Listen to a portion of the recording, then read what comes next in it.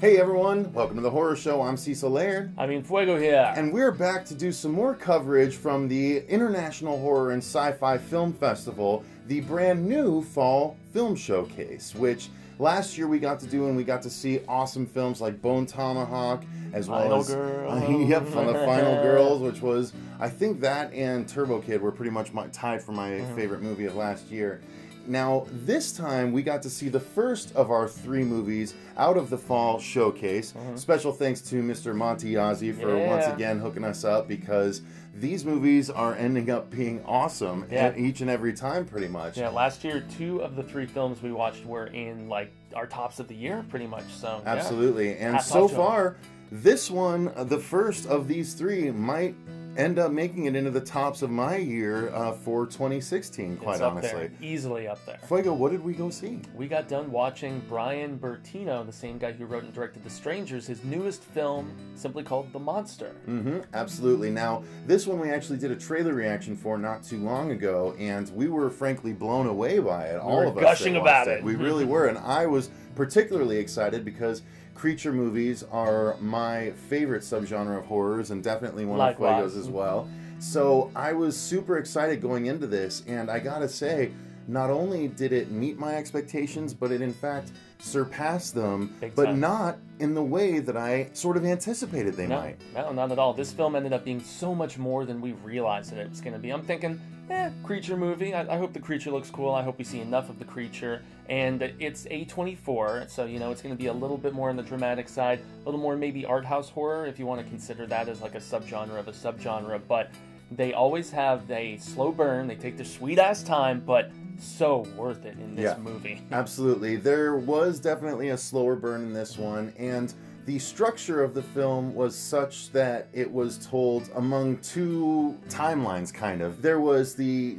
current timeline, which was telling the story that we all saw in the trailer, and then they were doing flashbacks throughout that sort of developed the relationship between the 2 main characters, the mother and the probably 11 or so year old daughter. And enhance the potency of when they actually experience the conflict with the monster and stuff, that we had all that character building and just background about, without getting too spoilerific, there's some tension between this duo. There's maybe 2 monsters in this movie to some degree, because Zoe Kazan, I believe is how you put, I'm probably butchering her Greek last name, but yeah, she's Ruby Sparks is who I always know her from, a film with Paul Dano where he's a writer and she appears out of thin air, but beautiful, talented, but she shows a dark side in this, and the conflict, I mean, hell, moms and daughters fight all the time, but there's a little bit more to what's going on with the 2 of them. Yeah, and this is especially contentious. It so much more. It just added the dramatic essence and made the film that much better, like majorly better. Yeah, so basically the long and short of the story is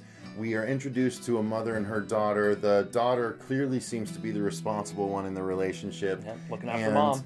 Something is happening. They're going on some kind of trip. She's packing some sort of bag or bags, expecting to go somewhere, and where they're supposed to go sort of gets unveiled throughout the first act of the movie. You kind of find out what's going on, and it right off the bat sort of hits you in the face with these emotional, dramatic beats that you're like, that I was not expecting.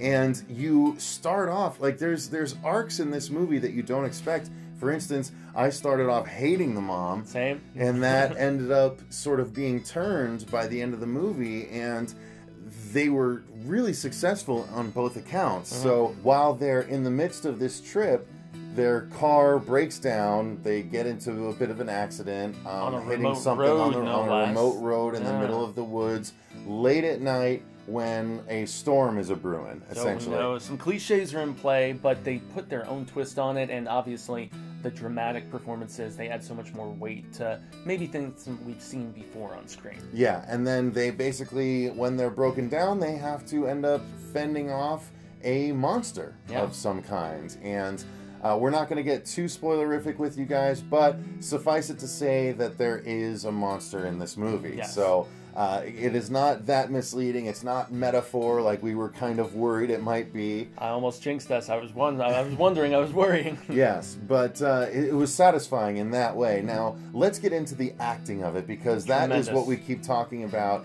That was, I would say, saving grace, except the movie didn't need saving. No. This was just the pinnacle of the movie. The acting outshined the creature and the effects and the scares, of which there were lots, but the actual acting, especially of the mom and the daughter. The daughter, Ella Ballantine, if I'm remembering her name correctly, holy goodness, she was like neck and neck, on par with the mom as far as the quality of her performance went. Definitely, the little girl was one of the best child actresses I've ever seen in my life. She was really good. Where she comes and lays down next to her mom, that just, the brevity so of it impactful, was just, though. it was so intense. Oh my goodness. So, yeah, you know, we might be playing up the acting a bit much in your estimation, but trust me, I don't think we can, because it was so good. Some people might think that the mom maybe was perhaps a bit over the top at times, but I think that was just the choice that she made and the character she was portraying. Yeah, Her character that's who she was. Yeah, exactly. Yeah. And so it was extremely successful, you guys. The acting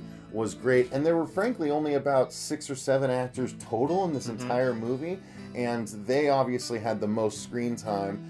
But the acting all around was definitely solid. So good. Very good, in fact. Got to give thumbs up for that. Now, Fuego, next, let's briefly touch on the sound of the movie, because I know we need to get to the effects, clearly. Oh yeah, I'm jonesing for it. But the sound needs to be mentioned, because while there wasn't much music that I can recall, like, very sparse. It must have been, if it was there, it was so subtle in the score area that I just didn't notice it. But what I was noticing the most were the sounds of the creature.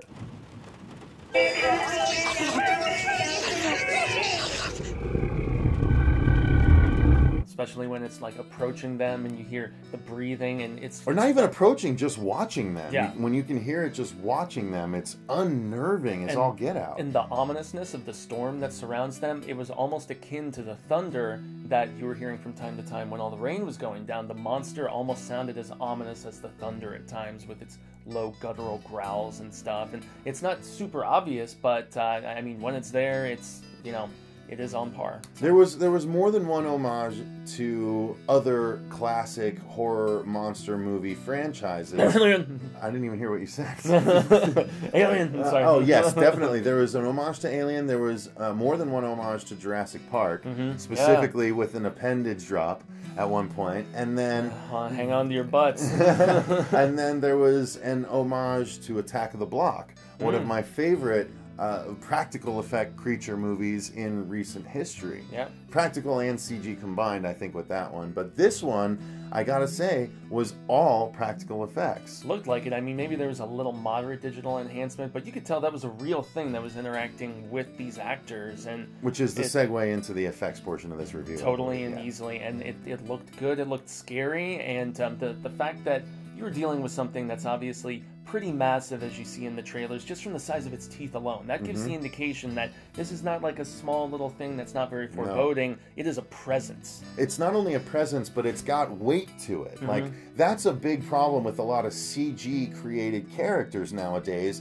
They run around, but you can tell there's no real weight to them, so they look fake. Yeah. But when you have a practical effect monster, which was clearly someone, well, not clearly, but it must have been someone in a suit. That's what I thought. But the design was such that it wasn't super recognizable as a person in the suit. The actual extremities were different. They were differing lengths. Yeah. So he kind of moved a little bit monkey-like. Slightly. But a little bit stalker, you know, in the woods-like.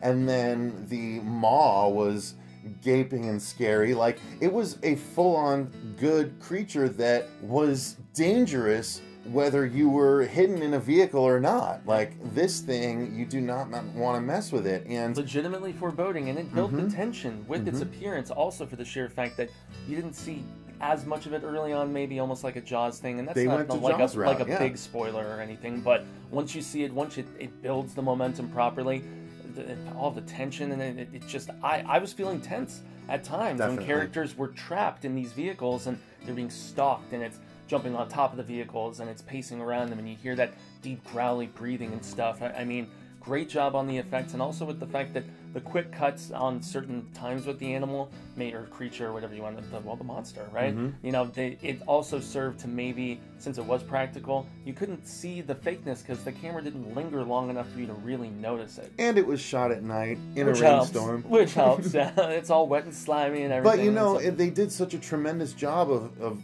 like I said, they gave the creature weight, but it had power. Big like time. it Oh, could yeah. toss people like they were rag dolls, and that added to the ominousness of the entire situation. Like the dread was there pretty much throughout, and then all they did was layer on top of the dread you're feeling some heavy emotions. So they're like, oh, you're feeling dread for these characters? Well, here's a whole heap of emotions why you should feel sorry for them too. And it's just like, oh, it's so heavy, so much more emotional and it makes weight. you so much more invested in finding out what happens to them. Big And time. I gotta say, at this point, it's very apropos to bring up the fact that I teared up more than once in this movie. Same. And especially towards the end, it started coming out, and I was just kind of like trying to lean this way so no one could tell that stuff was just dropping out. And I'm not gonna say why.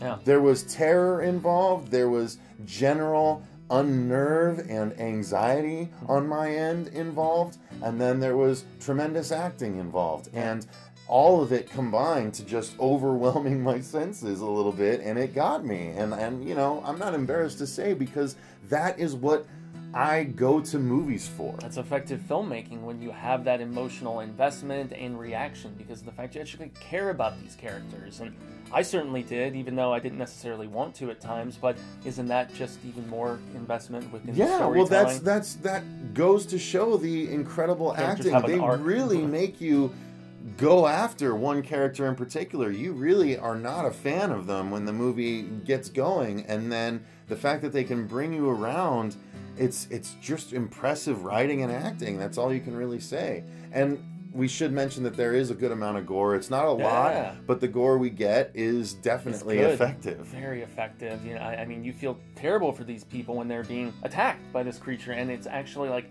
on them and gnawing, mauling and whatnot, but also the whole just tossing about factor, almost like it's toying with them a little bit, just like a little rag doll, and playing with this food. Yes, exactly right. And that's what vicious animals in the out in the wild tend to do. So hey, we saw a little bit of that, and all these things coming together, as you mentioned. It's one of the most memorable films in the scarific variety, as I'd like to say, of the whole year for me. It's up there already. I think it's my favorite A24 film that I've seen. It's better than The Witch by a long shot. I haven't seen the dead Daniel Radcliffe movie Swiss yet. Army Man. Swiss Army Man, but I'm excited to see it. And I liked it more than Green Room. I gotta say, I liked it more than Green Room. Very different in tone, but I mean, they are really maintaining a consistency that makes me respect them and want to see anything that they put out at this point. I will always give A24 a shot. Absolutely. And you guys have to give this movie a shot. I believe the official release date is going to be November 11th. So Correct, you are. obviously I this... double-checked before we filmed. Perfect. This is a advanced review, obviously, but it just goes to show you got to go see it, you guys. So we had a lack of clips to put up because all we had to work with was the trailer, but I'm telling you guys, go see it yourselves. We didn't ruin anything that you're not going to be able to enjoy yourselves anyway. Yeah, nothing that heavy. So go and check it out, The Monster. Thank good. you very much for watching. I've been Cecil Laird. Gracias, I've been Jaime and Fuego, and don't forget to like, share, and subscribe to us here so that you can get those little notification things about anytime we're putting up trailer reactions, reviews. We do so much on this channel, like 2 episodes a day currently, so... 2 episodes a day, guys. Yeah, yes. Crazy. Just because we love you and we love horror. Absolutely. So thanks very much, and until next time, remember, Stay scared.